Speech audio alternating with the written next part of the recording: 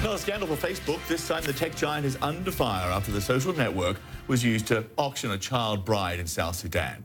Facebook says the post was taken down as soon as the company learned of it, but that only came after the girl was already married. We have more now from CNN's Samuel Burke.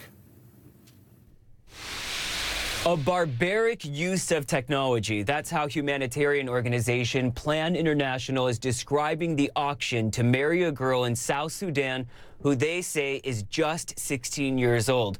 All this carried out via Facebook. The girl's father reportedly received 500 cows, 3 cars, and $10,000 in exchange for his daughter. The post was originally published on Facebook on October 25th, but Facebook didn't become aware of it until November 9th. 15 days later, the social network has taken down the post, and a spokesperson tells CNN, quote, "Any form of human trafficking, whether posts, pages, ads, or groups, is not allowed on Facebook. We removed the post and permanently disabled the account belonging to the person who posted this to Facebook. We're always improving the methods we use to identify content that breaks our policies, including doubling our safety and security team to more than 30,000 and investing in technology." But activists worry this could inspire other families to use social media to try to get larger dowries for their daughters. Plan International is calling on the South Sudanese government to investigate this matter and suspend any officials who took part in the bidding. Even though it's against the law there, UNICEF says more than half of girls in South Sudan are married before age 18. Samuel Burke, CNN, London. Zainab Selby is a women's rights activist, author, and editor-at-large of Women in the World Media. She joins us now from New York. Zainab, thank you for taking the time to be with us. Facebook only removed the posts after the auction was done, and only then after the company was actually made aware of the material in the first place. And that statement makes it pretty clear they've got no idea of who's posting what. Well, you know, Facebook does have a responsibility because it's not the first case, nor is it going to be the last, where actually traffickers generally put postings on many social media networks. This was Craigslist in America, Facebook now. So this is a common practice actually with a lot of traffickers doing that. In this case, it's actually even more complex because it's the family of the girl who did that. And in a culture that does allow for dowry, and we have to distinguish between dowry, which is a common practice in many cultures, including Southern Sudan, which does not mean selling or auctioning your daughter. And what this family particularly had done is actually done an egregious act, even in their own cultural standards.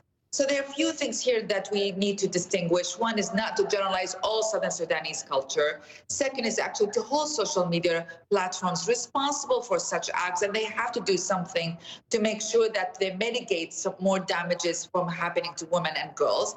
And then third is we need to look at, well, what are the actions needed to resolve that? You know, both versus Southern Sudanese girls, as well as the social actions needed by social platforms. I'm just wondering, though, you know, how much responsibility, where do you allocate the responsibility? How much with Facebook? How much with the Sudanese authorities? You know, after all, the auction happened in public because of the very fact it was taking place online. How much responsibility is with the family? I would hold all of them accountable. I think the public outrage is very important in this case. And the message in here for the family and for anybody who considers doing that, it is absolutely no. Now, we need to also explain it in a language that Southern Sudanese do understand, because cows in Southern Sudan basically means money. So usually the culture, you marry your daughter, you get dowry of money, cows, and then you use these cows to both feed yourself as a family and then recycle it to marry your own sons.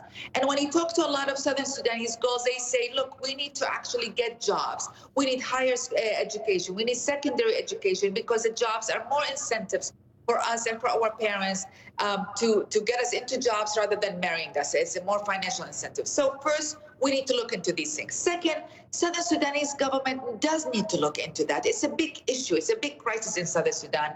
There is war there. There is fighting. And usually women and girls are the first victims in war and fightings, and no one take what happens to them seriously. So this case is really a serious grievance that needs to be taken seriously by the Southern Sudanese government.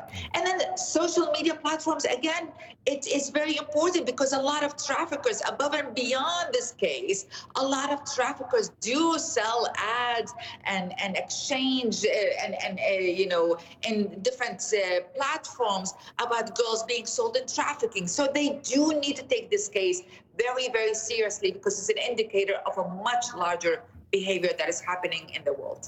Zainab, we'll leave it there, we're out of time, but thank you so much. Obviously, it's a complicated problem, it's a multifaceted problem, and Facebook isn't making it any better by the looks of things. So thank you for being with us. Pleasure.